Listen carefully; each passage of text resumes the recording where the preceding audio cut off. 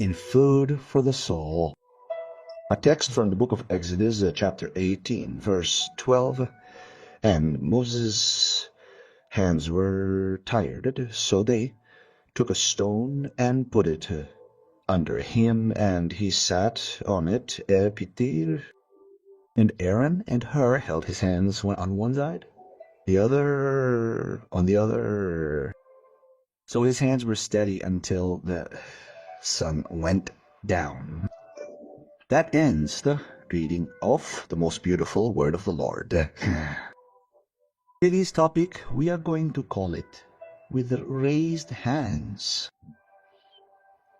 History shows that while Joshua fought the visible, Aaron and Hur fought the invisible. The people saw Joshua's sword, but they did not see the tired hands of their leader, nor the bent shoulders of the elders who bore the spiritual burden. Today there are also two fights, two battles. The physical battle, which is what we do. We work, we serve, we fight, we take care of the family, we organize, we preach, we teach. But there is another battle in the background, behind the scenes, the spiritual battle. The one that is not seen, but that sustains everything. Prayer, intercession, support, silent support, faithfulness without recognition, intel and damason. Victory depends on these two things. With raised hands, God honors those who sustain, not just those who are in front. Aaron and Hur did not receive applause. They did not receive medals. But if their hands fall, Joshua loses. That is what happens today. In churches, young people advance because it is not because they are very capable. It is because there is a congregation of elders who are praying or who are praying for them. Ministries grow because there are women and men deep down in secret crying out to God for them. Families are restored because someone decided not to let go of the hand of the weary. The elderly continue to be our spiritual strength in the congregations. That is what the Bible says. The glory of youth is their strength, but the beauty of the elderly is their old age. That is to say, their experience, their maturity, their wisdom, their dedication, their tireless permanence in the paths of the Lord despite the trials and difficulties. Young people advance quickly, but because we elders know the way.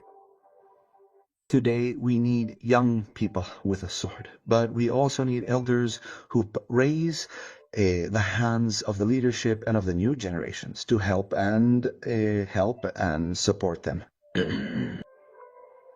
When the leader is tired, the people need to react. Moses got tired like every human being, and the burden of the leader is heavy. The modern church, the church of today, should learn this, not to criticize its pastors, not to censure its ministers, right?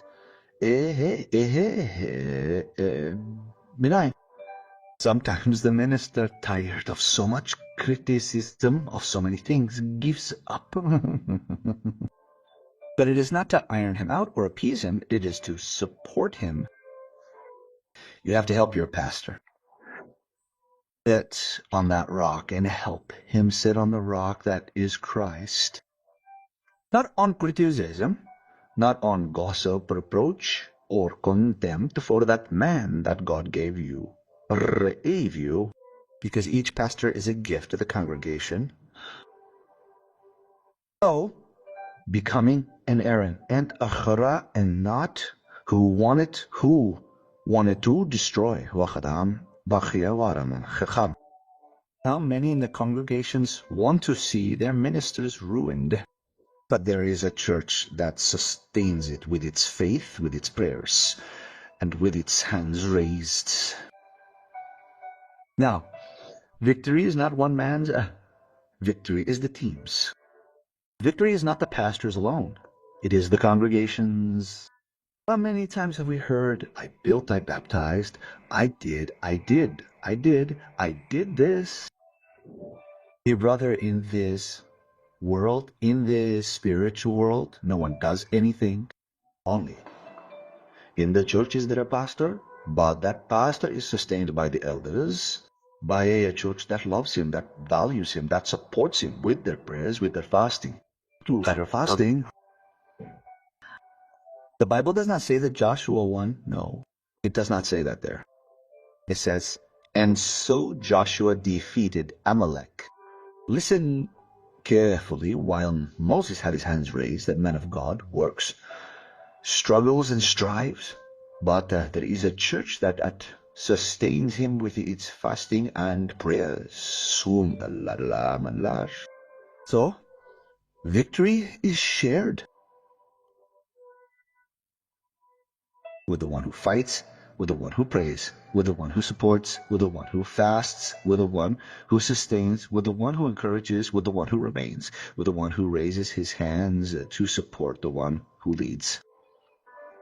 A church is defeated when the minister works alone, fights alone, struggles alone, when he only hears criticism, when he only hears threats. A church wins when the hands of its people are raised together. So here we have a practical application for the family as well. In the home, there are also two battles. In the home, there should also be raised hands, the hands that are seen, that is, those payments, work, discipline, decisions, but there is a hand that is not seen, ebochi, a battle that is not seen, and that is prayer, unity, forgiveness, and words of encouragement. Children are the Joshuas who run to the fields, but parents and grandparents are the Aarons and Hurs who hold up the house in prayer. We all have a Moses inside us, a part of us that wants to obey but gets tired. And we also have a curse that wants to defeat us. That's why we need a place to rest. And that place is the rock that is Christ. People who hold our hands when we can't take it anymore, and also be a support for each other. The church triumphs when it understands that the battle is everyone's, and the work, too. God requires Joshua's who fight, but he also requires Aaron's and Hurs who hold up their hands in constant supplication. Without those hands up, there is no victory. Without prayer, there is no conquest. Without elders, there is no legal future. May God help us, dear brothers and sisters, to understand these simple truths of the heavenly kingdom. A hug, and may God bless you all.